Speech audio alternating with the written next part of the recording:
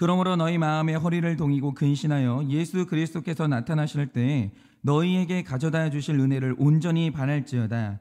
너희가 순종하는 자식처럼 전에 알지 못할 때에 따르던 너희 사욕을 본받지 말고 오직 너희를 부르신 거룩한 이처럼 너희도 모든 행실에 거룩한 자가 되라. 기록되었으되 내가 거룩하니 너희도 거룩할지어다 하셨느니라. 외모로 보시지 않고 각 사람의 행위대로 심판하시는 이를 너희가 아버지라 부른즉 너희가 나그네로 있을 때를 두려움으로 지내라. 너희가 알거니와 너희 조상이 물려준 헛된 행실에서 대속함을 받은 것은 은이나 금같이 없어질 것으로 된 것이 아니요 오직 흠없고 점없는 어린 양 같은 그리스도의 보배로운 피로 된 것이니라. 그는 창세전부터 미리 알린 바 되시니라. 이 말세에 너희를 위하여 나타내신 바 되었으니 너희는 그를 죽은 자 가운데서 살리시고 영광을 주신 하나님을 그리스도로 말미암아 믿는 자니 너희 믿음과 소망이 하나님께 있게 하셨느니라. 너희가 진리를 순종함으로 너희 영혼을 깨끗하게 하여 거짓 없이 형제를 사랑하기에 이르렀으니 마음으로 뜨겁게 서로 사랑하라. 너희가 거듭난 것은 썩어질 씨로 된 것이 아니요 썩지 아니할 씨로 된 것이니 살아있고 항상 있는 하나님의 말씀으로 되었느니라. 그러므로 모든 육체는 풀과 같고 그 모든 영광은 풀의 꽃과 같으니 풀은 마르고 꽃은 떨어지되 다 같이 읽겠습니다. 오직 주의 말씀을 세세토록 있도다 하였으니 너희에게 전한 복음이 곧 이 말씀이니라. 아멘. 기도하겠습니다. 사랑하는 하나님, 오늘도 하나님이 우리를 사랑하신다는 그 증거, 하나님이 우리를 뜨겁게 사랑하신 그 결론이 무엇입니까? 그것이 바로 말씀입니다. 하나님이 우리를 사랑하셨기에 말씀을 주셨고 하나님이 우리를 사랑하신다는 증거가 바로 말씀이 들린다는 것입니다. 하나님, 오늘 우리가 다 주님께 사랑을 받아 들리는 말씀을 즐기고 즐거워하며 오늘도 그 말씀을 믿고 살고 누리고자 하오니 주여 오늘도 이 말씀이 심차게 들리게 하여 주시고 이 말씀이 오늘 우리 삶을 움직이는 원동력이 될 수 있도록 주께서 힘있게 역사하여 주시옵소서. 믿사오며 살아계신 예수님 이름 받들어 기도드립니다. 아멘. 네, 우리가 이제 시작하고 있는 베드로전서 묵상은 여러 가지 주제가 있는데 그 중에서도 정말 중요한 주제는 시험과 고난이라는 주제입니다. 그런데 이 시험이라는 주제에 있어서 정말 중요한 게 어제 말씀에 있었는데 제가 어제 들었던 말씀이 뭡니까? 우리 중에는 인생의 원동력이 이성인 사람도 있고 어떤 사람은 열정일 수도 있고 또 누군가는 욕심일 수도 있는데 베드로는 말하길 하나님의 택자는 믿음으로 말미암아 산다라고 분명히 말합니다. 우리 삶의 원동력은 그 믿음이에요. 그런데 왜 믿음이냐? 하나님이 모든 택자에게 주기로 약속했던 온갖 좋은 것들은 이미 말씀에 기록되어 있습니다. 그런데 그게 다 우리께 되는 게 아니에요. 우리가 믿음으로 말미암아 말씀과 내가 연결되지 않으면 그 좋은 은사가 하늘에 간직될 뿐이죠. 근데 간직됐다라는 것은 이런 거예요. 제품에 간직됐다라는 것은 안 보인다는 거예요. 드러나지 않는다라는 거죠. 나에게 나타나지 않는 거예요. 그러나 어떤 사람이 거듭나서 믿음으로 말미암게 되면 말씀에 기록된 모든 것이 내 삶에 나타나요.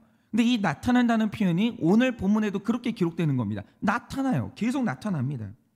그런데 믿음의 사람, 말씀의 사람이 얻는 최고의 복이 뭐냐? 그 사람이 똑똑해지는 거예요. 이것만큼 중요한 게 없습니다. 말씀의 사람은 절대로 속절없이 사탄에게 속지 않고 사람들의 교묘한 거짓을 정확하게 분별해내요. 그런데 사람이 똑똑해진다는 것, 말씀으로 말미암아 똑똑해진다는 게 왜 중요합니까? 우리가 야고보서를 보면 그곳에도 고난과 시험에 대해서 이야기를 하는데 여러분이 아셔야 되는 게요, 시험은 극복하는 게 아니에요. 힘으로 극복하는 게 아니라는 거죠. 시험은 통과하는 거예요. 그런데 시험을 잘 통과하기 위해서 꼭 필요한 게 뭡니까? 여러분, 시험은요, 힘이나 재력이 있다고 통과하는 게 아니에요. 여러분, 시험의 때에는 지혜 없으면 무너져요. 지혜 있고 똑똑해야 통과하는 거예요. 왜냐? 일단 시험이 오면 그때부터 온갖 거짓 메시지가 우리에게 날라오는데 네 인생은 그거 끝났어. 이 지옥 같은 상황에서 너 출구 없어. 여기서 영원히 머무는 거야. 이 세상에 누가 너 같은 것을 사랑해 주겠나? 이런 식으로 온갖 왜곡되고 거짓된 메시지가 날라오거든요. 그런데 정말 신기한 게 뭐냐? 일단 사람한테 시험이 오잖아요. 박사학위가 있고 책을 아무리 많이 읽었어도 그 메시지에 넘어져요. 설득돼요. 그 거짓말이거든요. 설득됩니다. 그러면서 사랑하는 식구들과 전쟁처럼 다투고 지옥 같은 시간을 보내다가 가정이 깨지거나 극단적인 선택으로 가는 거예요. 근데 그게 뭐냐? 메시지에 속는 거예요. 거짓 메시지. 그러니까 이 고난의 때에는 정말 다 필요 없고요. 하나님이 주시는 지혜를 받아서 그 똑똑해져야 돼요. 거짓말이 거짓말인지 분별해야 돼요. 사실이 아닌 것은 사실이 아닌 것으로 분별을 해야 되는 거죠. 여러분, 고난은요, 그래야 통과해요. 안 그러면 누구라도 통과 못합니다.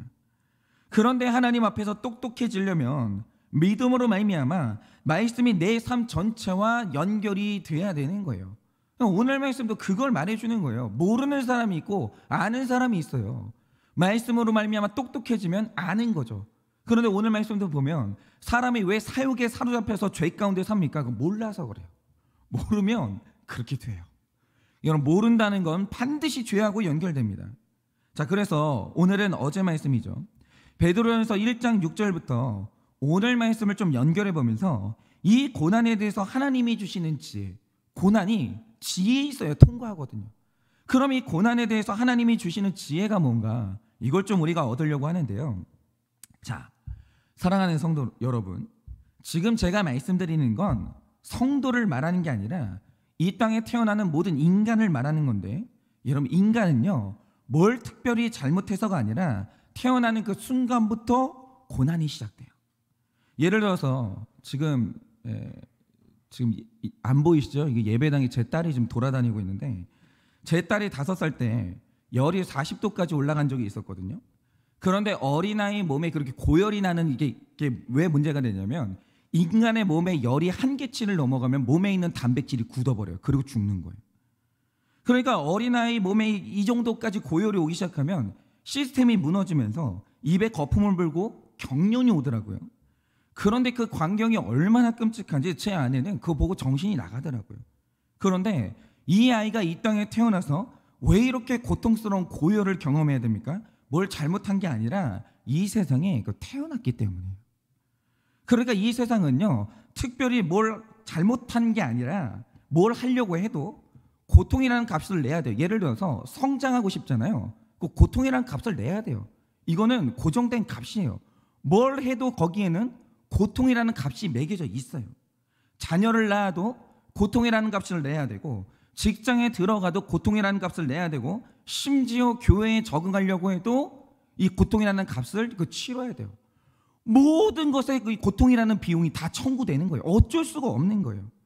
그래서 모든 것에는 기본적으로 고통이라는 비용이 있어요.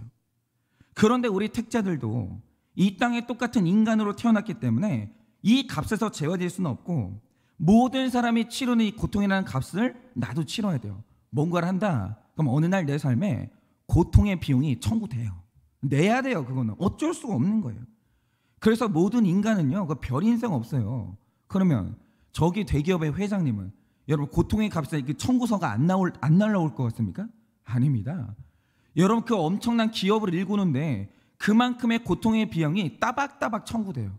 어쩔 수가 없어요. 그런데 여기서 신앙인은 인간이 보편적으로 당하는 모든 고난을 넘어서서 구원을 얻기 위해서 치르는 전혀 다른 이 차원의 고통의 비용이 있다는 거죠. 여러분, 육의 세계는 육적 고통의 비용이 있지만 영의 세계는 영적 고통의 비용이 따로 있어요. 그건 완전히 차원이 다른 겁니다. 그런데 여기에서 베드로가 던지는 질문이 뭐냐? 도대체 왜 하나님은 신자들이 구원받을 때 시험과 환난이라는 고통을 주시는가? 이거예요. 그런데 여기에서 이 베드로서의 특징이 뭐냐면, 그는 시험의 원인에 대해서는 전혀 언급을 안 합니다.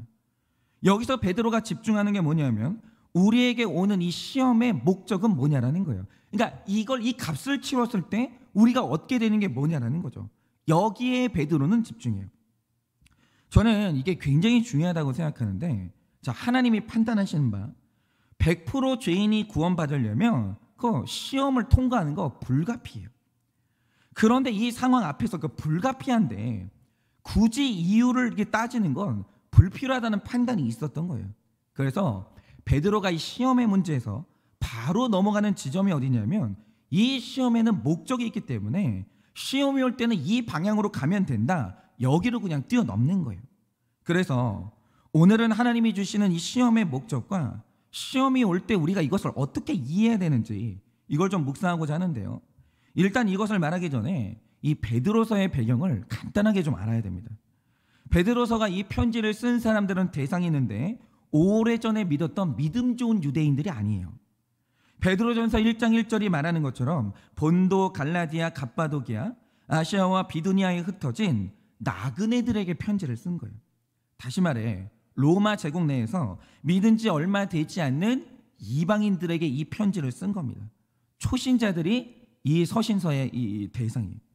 그런데 이 편지를 특별히 썼던 이유가 뭐냐? 이 당시에 로마를 통치했던 황제가 그 유명한 네로였거든요. 근데 이 사람이 정상이 아니었어요. 네로는 자기가 황제나 정치인이 아니라 탁월한 예술가라는 망상이 있었거든요. 그래서 늘 시를 쓰곤 했는데 어느 날 시를 쓰는데 영감이 안 떠오르는 거예요. 그래서 미칠 듯한 고통 속에 며칠을 보내다가 그러다가 내린 결론이 뭐냐? 영감을 얻기 위해서 로마 시내에 불을 질러요. 그래서 속설에 의하면 네로는 로마가 불타는 장면을 보면서 정말 영감이 떠오르니까 너무 즐겁게 시를 썼다라는 그런 속설도 있습니다. 어쨌든 잠깐 정신이 나가서 불을 지르긴 했는데 너무 많은 사람이 죽은 거예요. 너무 많은 사람이. 그래서 로마 시민들이 분노에 휩싸였고 폭동이 일어나게 생긴 겁니다. 이때 위기감을 느낀 이 네로가 이 분노의 화살을 돌릴 희생양을 찾았는데 그게 바로 로마 시내에 있는 기독교인들이었어요. 그들이 범인이다 이렇게 지목을 한 거죠. 그래서 다 아시는 것처럼 이후로 진짜 끔찍한 핍박이 시작되는데 사실 이때 믿음으로 말미암아 이 시험의 본질이 뭔지를 알았던 사람들은 이 시험의 목적이 뭔지를 알았기 때문에 그 고난을 잘 통과해서 순교자의 반열로 올라갔어요. 그리고 그들이 순교하는 그 모습을 보고 로마가 충격받고 변화를 받은 거예요. 그러니까 근데 문제는 뭐냐면 교회 안에요 이렇게 믿음 좋은 사람만 있는 게 아니라는 거예요. 교회는요 믿음의 분량이 완전히 다 다릅니다. 다 달라요. 여러분 로마 교회에는 믿음이 좋은 사람도 있었지만 믿음이 너무 연약한 신자들도 있어요. 바람만 불면 흔들리는 사람이 있었다라는 거죠. 그런데 이 로마가 그때 이 핍박을 하면서 목숨을 걸고 이 제안한 게 뭐냐? 뭐 처자식을 버리라거나 전재산을 바치라거나 이런 게 아니에요. 그냥 말한 게 뭐냐면 믿음 포기하면 살려주겠다. 네가 사는 방법이 있는데 그냥 오늘부터 교회 안 가면 된다. 이거예요. 여러분 예수만 부인하면요. 평화롭고 일상적인 평화롭고 정상적인 일상으로 내일부터 돌아가는 거예요. 그러니까 보세요. 죽는 건 너무 끔찍하거든요. 근데 살 수 있는 방법이 너무 쉬운 거예요. 너무. 그래서 많은 사람들이 넘어지기를 시작했는데 이걸 보고 베드로가 성도들의 믿음을 지키기 위해서 이 시험의 목적이 뭔지를 설명하고자 이 서신서를 쓴 겁니다. 그러니까 오늘 베드로가 나그네로 살고 있는 모든 이방인들에게 주고 싶은 핵심 메시지가 뭐냐? 택자가 받는 시험은 의미 없지 않다라는 거예요. 이게 우리 구원을 위해서 치르는 값이라는 거예요. 이 값을 치르면 이 구원으로 연결되는 거죠. 이 고통이라는 비용을 내고 우리가 다 구원을 사는 거예요. 구원은 그냥 얻어지는 게 아니에요. 저는 이게 굉장히 중요하다고 생각하는데요. 여러분, 이 기독교 신앙이라는 게요. 절대로 고통을 긍정적으로 보지 않아요. 여러분 우리가 바라는 이 천국의 실상이 뭡니까? 고통이 완전히 소멸된 세상이에요. 천국엔 시험 없어요. 천국엔 고통 없어요. 이게 하나님의 최종 목적이거든요. 그래서 만약에 이 고통이 의미가 없는 것이었으면 하나님이 이거 피하라고 했을 거예요. 이 고난을 감당하라고 하지 않는다는 거죠. 그런데 성경 전체가 시험과 고난에 대해서 있어야 될 일이야 이렇게 말하는 이유가 뭐겠습니까? 그게 선한 건 아닌데 의미는 있거든요. 목적이 있는 거예요. 여러분 고통이라는 비용이 없으면 구원이 없는 거예요. 여러분 구원에는 구원의 값이 있는 거예요. 그런데 그게 시험이고 고통인 거예요. 그래서 이 시험이 너무 힘들고 아프지만 사도 베드로가 말하는 게 뭐냐? 힘을 내서 그거 감당하라는 거예요. 그런데 가만히 베드로의 서신을 보면 우리에게 오는 시험에 4가지 특징이 있다는 것을 그가 드러내는 거예요. 그래서 오늘은 이것을 좀 시간이 되는 대로 묵상하고자 하는데 첫째로 하나님이 주시는 시험에는 그 반드시 도달하고자 하는 목적이 있어요. 그런데 중요한 건 뭐냐면 그 목적이 무조건 선해요. 착하다라는 거죠. 그럼 그 선한 목적이 뭐냐? 여러분, 지금 우리가 읽고 있는 이 개역개적 성경은 정말 원어에 가깝게 진짜 번역이 잘 됐거든요. 그런데 그럼에도 불구하고 필요한 몇몇 아주 소수의 번역이 누락될 때가 있는데, 특별히 1장 6절을 보시면 번역이 누락된 굉장히 중요한 표현이 하나 있어요. 그게 뭐냐면 만일에 필요하다면 이라는 구절이 누락됐어요. 그러니까 6절을 이렇게 읽으시면 되는 겁니다. 그러므로 너희가 이제 하나님이 필요하다고 판단한 여러 가지 시험으로 말미암아 잠깐 근심하게 되지 않을 수 없게 되었다, 이렇게 읽어야 되라는 거죠. 그러니까 하나님이 우리에게 시험을 주실 때 아무 시험이나 막 던지는 게 아니에요. 여러분, 그 시험이 오늘 나한테 온 이유는 그 이유가 있는 거예요. 자녀 고난이 왔다, 그게 무의미한 게 아니에요. 이유가 있어요. 나에게 오늘 경제적인 고통이 왔다, 그거 이유가 있어요. 배우자의 고난이 왔다, 직장 고난이 왔다, 그게 우연이 아니라는 거죠. 그 이유가 있는 거예요. 내 구원에 꼭 필요한 그 시험을 골라서 그걸 주신 거예요. 그러니까 이걸 잘 감당하면서 통과하고 나면 그 시험 때문에 우리가 얻게 되는 구원이 있다라는 거예요. 그 고난 있죠. 딱 그 고난, 그게 내 구원하고 연관이 돼 있어요. 그런데 그 중에서도 이 시험의 가장 선한 목적이 뭐냐라고 하면 13절을 보면 예수님을 믿는 우리가 시험을 통과하고 나서 받는 은혜를 말하는데, 그게 뭡니까? 14절 말씀을 보면 너희가 순종하는 자식처럼 전에 알지 못할 때에 따르던 너희 사욕을 본받지 말고, 그리고 15절을 보면 오직 너희를 부르신 거룩한 이처럼 너희도 모든 행실에 거룩한 자가 되라라고 말해요. 그런데 이게 모든 시험에 대해서 언급한 다음에 그 다음에 나오는 내용이 뭐냐? 그게 바로 거룩이에요.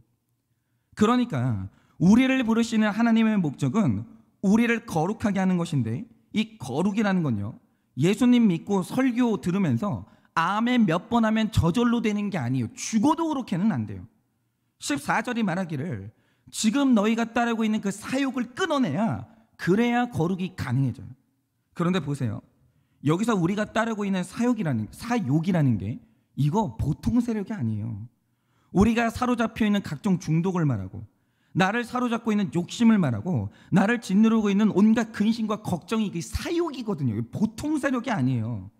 그런데 요걸 끊어내야 내 거룩으로 가는데, 한번 생각해보자 이거죠. 여러분, 사욕이라는 게 인간의 의지와 결심으로 끊어집니까? 제가 딱 말씀드릴게요. 안 돼요.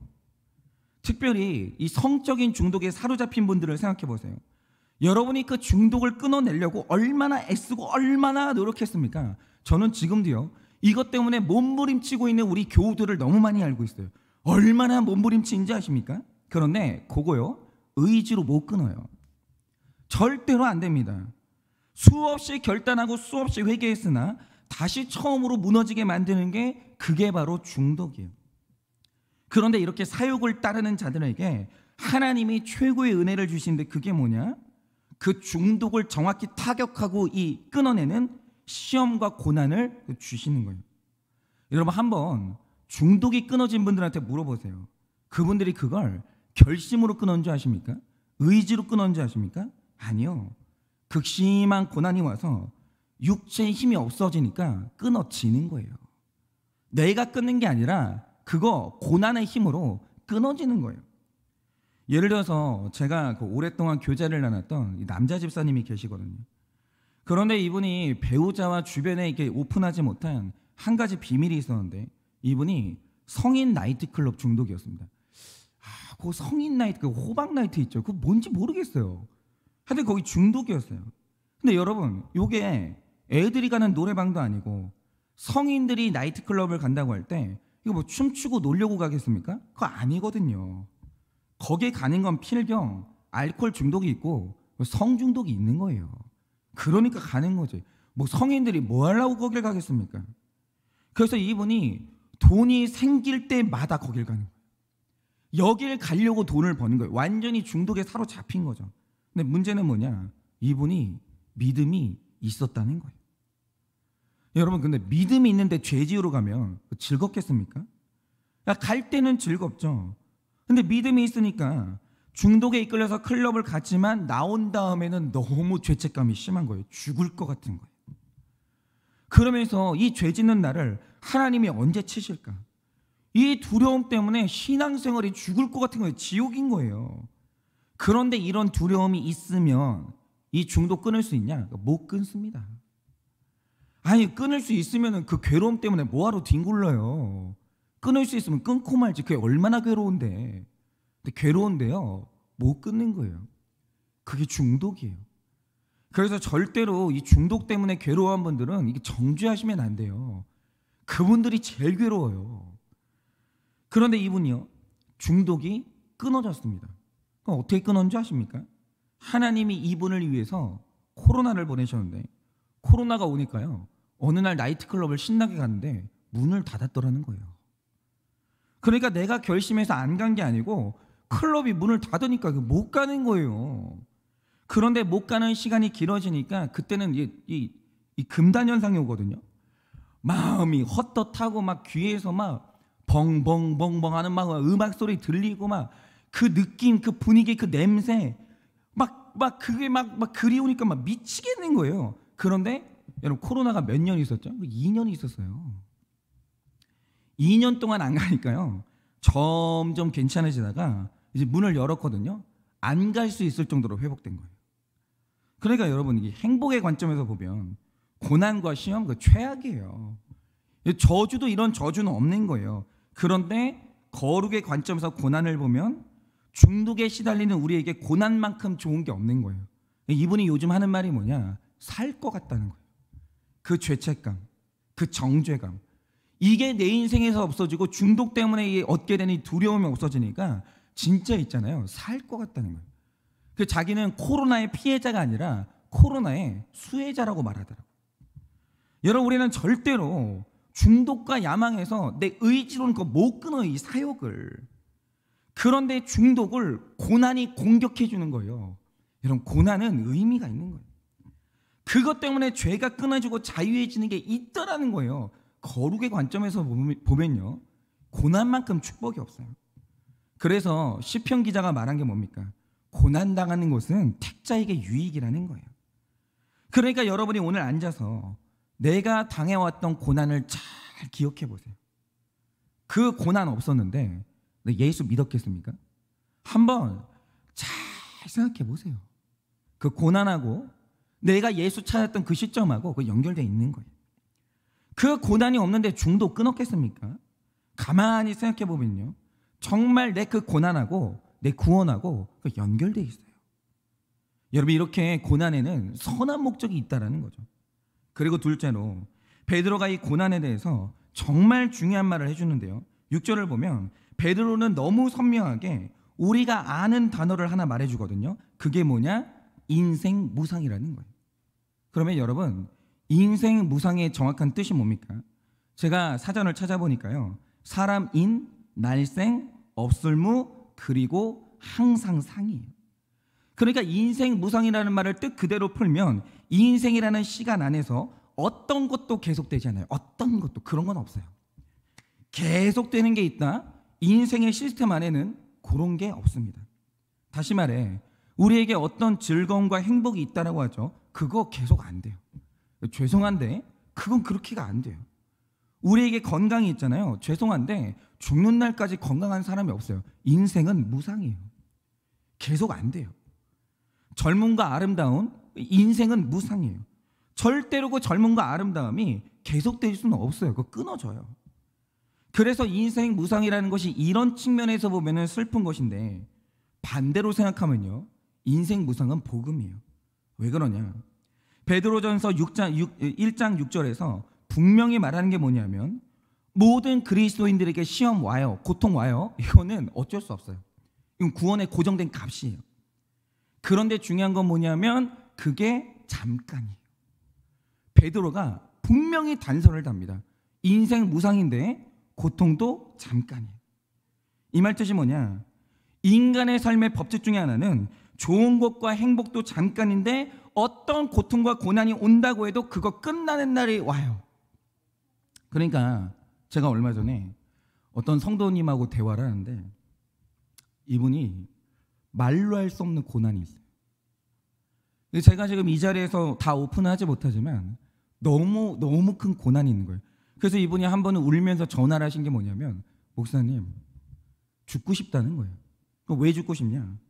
내가 볼 때는 지금 내가 당하는 이 고난은 죽어야 끝난다는 거예요. 그 전에는 절대 안 끝난다는 거예요.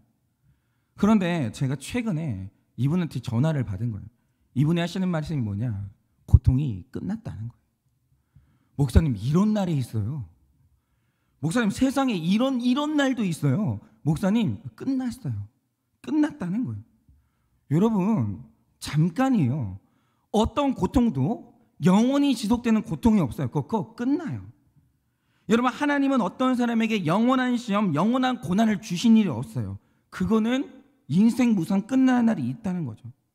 제가 저한테 이게 신학을 가르쳐 주신 선생님한테 들은 얘기인데, 저희 교단의 신학생들이 목사 안수를 받으려면 반드시 용인시 양지면에 있는 총신신학대학원을 가야 돼요. 그건 이제 저도 그랬지만, 제가 이제 신대원 104회인데 저희 아버지가 75회거든요. 저희 아버지도 그랬고 저희 선생님도 그랬어요. 그러니까 교단 법이기 때문에 거기서 공부를 하지 않으면 목사 안수를 못 받아요. 저희 교단은. 그런데 지금 제가 다닐 때는 그랬습니다. 총신신대원 양지 캠퍼스를 가면요, 거기는 공부하기 좋은 천국이에요. 진짜 좋아요. 너무 맑은 산속에 굉장히 큰 채플실이 있고요, 시설이 좋아요. 그리고 강의를 듣는 건물하고 좋은 도서관, 그리고 전교생이 들어갈 수 있는 기숙사가 있어요. 그러니까 신학생들은요, 일단 기숙사에 들어가서 영성훈련을 받아야 돼요. 3년 동안. 그 제가 공부할 때 그 캠퍼스를 딱 들어가면요, 꼭 세상의 고통에서 단절된 그 느낌이에요. 얼마나 좋은지 몰라요. 봄이 되면요, 벚꽃이 그렇게 예쁩니다. 근데 문제는 뭐냐면 시커먼 남자들밖에 없어가지고 벚꽃을 남자들하고 다녀야 된다는 게 유일한 단점이에요. 어쨌든 간에 너무 좋아요. 그런데 제 선생님이 공부했던 예전에도 그랬냐고 하면 그때는 전혀 안 그랬어요. 여러분, 한국 교회가 얼마나 가난했겠습니까? 그런데 신학교가 부자가 될 수 있어요? 아니거든요. 제 선생님이 공부하실 때는 그 허허벌판 산 중에 이 강의동이 하나밖에 없었고, 기숙사가 뭐였었냐면 사슴 키우던 농장이었어요. 그 축사에다가 무슨 수용소 같이 기숙사를 개조해가지고 만들었는데 거기 150명이 살았어요. 150명이. 수용소 같은 시설에. 근데 이제 문제가 뭐냐, 얼마나 불편하겠어요. 그 한겨울에 따뜻한 물도 안 나와요. 밥도 뭐 부실하죠. 그런데 그런 데서 이제 불편하게 자다가 새벽이 되면요, 그 기숙사에다 찬송가를 틀어요. 이게 무슨 뜻이냐면 이제 일어나서 그만 쳐자고 새벽 예배 가라, 그 뜻이에요. 신학생들 흔들어 깨우는 거예요. 그만 자라는 거죠. 그러면 모든 신학생들이 일어나가지고 예배당에 언덕 위에 있는 거예요. 언덕 위에 있는 예배당으로 가는데 그때가 이제 겨울이었거든요. 세상에 있잖아요, 발이 빠지는 게 아니라 무릎까지 발이 빠지는 거예요. 엄청나게 눈이 왔는데 눈이 너무 와가지고 걸을 수가 없는 거예요. 그래서 전교생이 엉금엉금 기어가는 거예요. 무슨 간첩처럼 그 새벽에. 그러다가 잡을 게 없으니까 푹 이렇게 손을 넣어가지고 풀이 잡히면 그거 붙들고 올라가는데, 한 번 이제 올라가려고 선생님이 이 풀을 잡은 거예요. 근데 그게 끊어지면서 미끄러지면서 얼굴을 땅에 박은 거예요. 그래서 얼굴이 눈에 파묻혔는데 그때 선생님이 드는 생각이 뭐냐, 짜증이 확 올라오면서, 제가 그 욕을 적나라하게 할 수는 없고, 도대체 어떤 놈의 이 새벽 예배를 만들었나? 어떤 놈이, 도대체 어떤 놈이 이걸 만들었나? 미국에는 새벽 예배도 없다는데 어떤 놈이 도대체 이걸 만들었나? 욕을 막 하는데 혼자 하는 게 아니라 다 하나가 돼가지고 막 욕을 하는 거예요. 막 쌍시옷이 나오면서, 신학생들인데. 그리고 암담한 게 뭐냐, 내가 목회하면 이 짓을 30년을 넘게 해야 되는데 도대체 이걸 30년을 어떻게 하나. 그것 때문에요, 그날 뒤돌아 나갈 뻔했다. 도저히 못하겠다라는 거예요. 30년 40년을 이 짓은 못하겠다라는 거예요. 이 고통이 안 끝날 것 같은 거죠. 그런데 제가 이 말을 하면요, 신학생들은 그 느낌이 뭔지 다 알아요. 지금 신학생들은 그 느낌이 뭔지를 다, 세상에서 제일 싫은 노래가 뭔지 아세요? 그 신학교 기숙사에서요, 새벽 예배 때 일어나라고 트는 그 찬송가가 제일 듣기 싫어요. 제일 듣기 싫어요. 너무너무 싫은 거예요. 그 느낌이 뭔지를 다 한 거죠. 마음 뜨거워가지고 신학교에 온 것까지는 좋았는데 한 일주일 새벽 예배 나오잖아요. 목회 시작도 안 했는데 그거 은퇴하고 싶어요. 얼마나 괴로운지 아십니까? 그런데 저의 선생님이 이 말씀을 해주셨을 때가 이미 사역 인생이 종반으로 가고 있을 때. 근데 이 말씀을 하시면서 제 선생님이 하신 말씀이 뭔지 아세요? 신학을 처음 출발할 때 그 끝이 까마득했다는 거예요. 영원히 안 끝날 것 같았다는 거예요. 그런데 지금 와서 돌이켜보면요, 그 생각을 했던 그 젊은 시절의 어린 내가 어제 일 같다는 거예요. 그 넘어질 때 눈의 촉감, 그 눈몰아칠 때 새벽 예배에 갔던 그 어려움, 그 심정이 있잖아요. 어제 일 같은데 지금 나는 늙고 그 젊은 시절이 어제 같은데 30년 그냥 지나 있는 거예요. 눈 감았다 뜨니까 죽어도 안 지나갈 것 같았던 그 시간들이 싹 다 지나가 있고 이제는 한 인생 열심히 살고 남은 은퇴를 앞둔 내가 남아있는 거예요. 그러면서 저희에게 주신 말씀이 뭐냐? 얘들아, 인생 무상하다. 어떤 어려움이 있더라도 너희 목회하다 보면 어려운 일 많다. 진짜 괴로운 일 정말 많다. 근데 그거 지나간다. 선생님이 약속할게. 그거 지나가. 그러니까 어떤 어려움이 있더라도 목회의 가장 중요한 게 본질이 뭐냐면 그 버티는 거라고. 니들 그거 버텨라. 좋은 날 온다. 이건 긍정의 힘이 아니라 모든 사람이 겪었던 똑같은 인생이에요. 견디면 좋은 날이 오고 끝나는 날이 와요. 그래서 여러분, 이 세상에서요, 잠깐이라는 말하고 견디라는 말만큼 지혜로운 말은 없는 거예요. 견뎌라, 그건 인생의 정수예요. 버티는 사람이 승자인 거예요. 그런데 저는 그 어떤 신학적인 가르침보다 이 말을 절대로 잊지 못해요. 힘든 날 있죠. 목회를 하다 보니까 힘든 날이 있더라고요. 진짜 피눈물 난 날이 있더라고요. 근데 중요한 게 뭐냐? 버텨요. 왜냐? 인생 무상이거든요. 요거 지나가요. 반드시 지나가요. 그러므로 버티는 사람이 승자예요. 여러분, 하나님이 우리에게 시험과 고난을 주실 때 엄격한 법을 정해주셨는데 인생 무상 영원한 게 절대 없어요. 이거는 정확히 끝나는 시간이 정해졌기 때문에 고난 앞에서 우리가 해야 될 가장 지혜로운 행동이 뭐냐? 공동체 안에서 그 버티는 거예요. 그냥 하루만 버티세요. 죽을 것 같잖아요. 말씀 매일 주잖아요. 말씀 듣고 그날만 버티세요. 죽을 것 같잖아요. 다음날 말씀 듣고 그냥 하루만 버티는 거예요. 저도 있잖아요. 뭐 10년 목회교회 그런 거 없어요. 얼마나 힘든데 하루하루 설교 작성하는 것도 죽을 것 같아요. 그냥 하루만 살면 되는 거예요. 그래서 설교 작성 딱 끝나잖아요. 그럼 딱 드는 생각이 있어요. 아, 하루 버텼다. 그러고 30년 버티면 되는 거예요. 그럼 되는 거 아닙니까? 여러분, 인생은 무상이에요. 잠깐입니다. 그러니 힘드시잖아요. 아, 힘든 거 알아요. 버티세요. 하루만. 그 잘 버틴 시간의 끝에 21절 말씀처럼 우리 믿음의 결론인 그 소망이 그 기다리고 있어요. 이건 하나님이 정하신 법이에요. 그러니까 이런 거죠. 저희 어머니가 아들 셋을 길렀거든요. 남편이 도와주냐? 그 당시에 누가 도와준 남편이 어디 있어요? 아무도 안 도와주죠. 그래서 저희 어머니가 아들 셋이 막 미쳐가지고 뛰어다닐 때 저희 어머니가 이거 언제 끝나나 그랬다라는 거예요. 근데 저희 어머니가 요즘에 하시는 말씀이 있어요. 그게 뭐냐면 너희 셋을 안 낳았으면 내가 어쩔 뻔했니? 이 말씀을 하세요. 여러분, 소망이 있어요. 버티셔야 됩니다. 그거 지금 당하는 고난 끝납니다. 그리고 이제 뭐 시간상 여기까지 짧게 해야 될 것 같은데, 세 번째로 시험이 오는 이유는 우리 믿음의 연단이 되려면 시험 와야 돼요. 여러분, 오늘 말씀 15절 16절을 보면 우리를 부르신 분이 거룩하시니 너희도 거룩하라고 하시거든요. 그런데 이 거룩하게 되는 데 있어서 연단 없이는 그게 안 되는 거예요. 근데 여기서 이 연단이라는 말이 뭐냐? 이 연단이라는 말의 헬라어가 도키마조라는 단어인데, 예를 들어서 금이나 은을 세공할 때 절대로 처음에 반짝거리지 않아요. 그 표면에, 그러니까 이 쇠붙이라는 것은 들러붙는 성질이 있거든요. 그게 잘 안 떼져요. 그 표면에 금이 이제 불순물이 묻어가지고 굉장히 더럽거든요. 그런데 그게 닦으면 해결되냐? 안 돼요. 근데 우리 죄가 그렇다는 거죠. 원래 우리 본질은 하나님의 형상이 있기 때문에 깨끗하고 빛나야 되거든요. 그런데 죄가 덕지덕지 붙었는데 안 떨어져요. 그래 그거 도 닦으면 되냐? 안 됩니다. 절대로 안 되는 거예요. 그러면 이 더러운 금을, 더러운 우리 자신을 깨끗하게 하는 유일한 방법이 뭐냐? 그거 태워야 돼요. 방법이 없어요. 연단의 본질이, 이 단어의 본질이 뭐냐? 태우는 거예요. 태우는 거 말고 방법 없어요. 그런데 연단을 통해서 다 태워지고 나면 딱 금이 나가지고 반짝반짝 빛나요. 닦아서 되는 게 아니라 그거 태워야 돼요.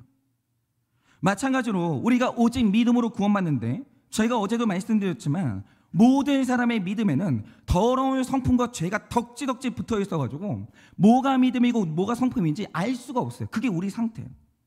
그래서 하나님은 반드시 내 믿음에서 성품을 분리한 다음에 쓸데없는 성품은 태워버리고 순수한 믿음의 사람으로 넘어가게 하시거든요. 그런데 그거 가능하게 하는 유일한 방법이 뭐냐?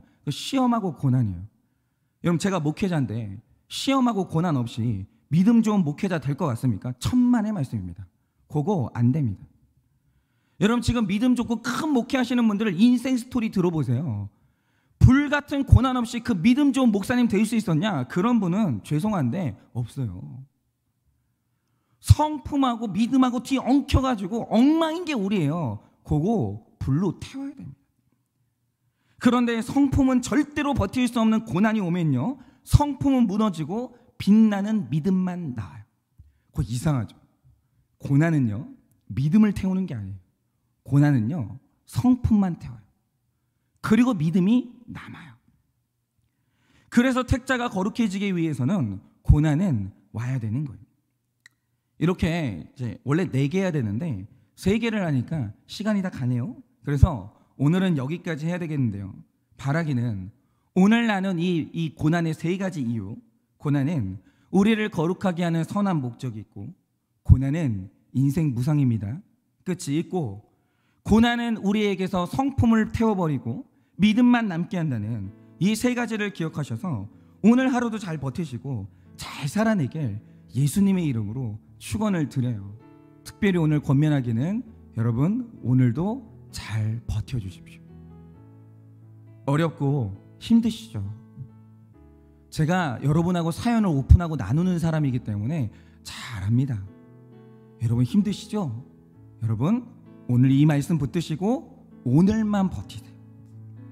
그렇게 오늘 잘 버티시는 하루 되시기를 축원을 드립니다. 기도하고 축도함으로 마치겠습니다. 사랑하는 하나님, 주님이 우리를 사랑하셨는데 그 사랑의 증거가 오늘 또 고난이요 또 시험이라고 말씀을 하십니다. 그러면 주님은 100% 오르시기 때문에 오늘 믿음으로 이 말씀을 받는 우리 모두가 아멘으로 받고자 합니다. 이것 없이 우리가 어떻게 거룩해지겠습니까? 이것 없이 우리가 어떻게 구원받겠습니까? 이것 없이 어떻게 내 악한 성품이 죽어지고 믿음이 살아나겠습니까? 주님, 오늘도 주님 앞에 간절히 기도하니 인생은 무상하고 주님이 주시는 시험이 끝나는 날이 있사오니 주님 오늘 잘 버티게 하여 주시옵소서. 그래서 오늘도 주님 말씀대로 살아가고 주님 만나는 소망이 가까워져 오는 오늘 하루를 살아낼 수 있도록 주님이 우리 모든 성도님들에게 은혜를 허락하여 주시옵소서. 지금은 우리 주 예수 그리스도의 은혜와 하나님 아버지의 그 크신 사랑과 성령님의 위로하시고 교통하시는 그 역사하심이 오늘도 주님께서 우리에게 알려주신 이 시험과 고난의 목적을 잘 깨달아 이것을 주님의 방법대로 잘 통과하기를 원하는 우리 사랑하는 모든 성도님들의 머리 위에 지금으로부터 영원 무궁토록 함께 있을지어다. 아멘.